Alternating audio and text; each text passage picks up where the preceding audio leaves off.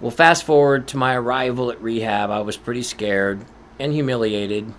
How could a nice guy like me end up in a place like this surrounded by all these drug addicts?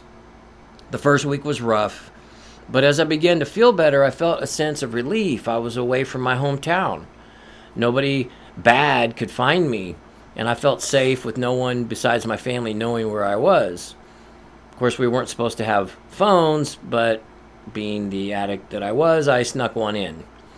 And on one of my visits, I'd asked my brother to bring me a mini fridge so I could have my cheese and crackers anytime I wanted.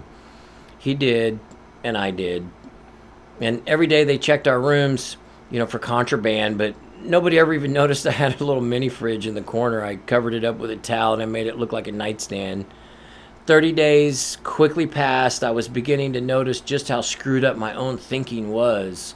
Here I was, a grown man with children, a wife, and a home, none of which I had been taken care of by any stretch of the imagination.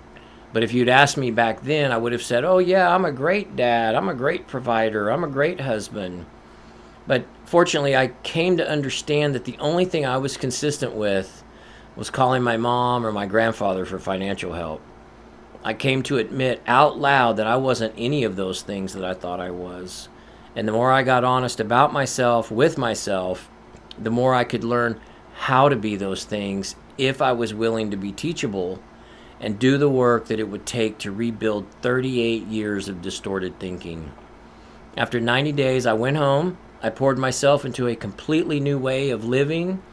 I literally started over in every area of my life, starting with the absolute fact that my thinking doesn't work and my way of managing life only turns into disaster.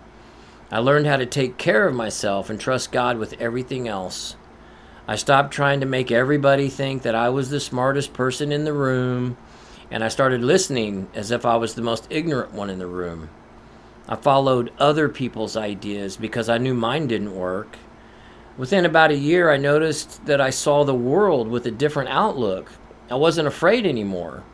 I had learned that when life becomes difficult, I don't have to figure everything out alone.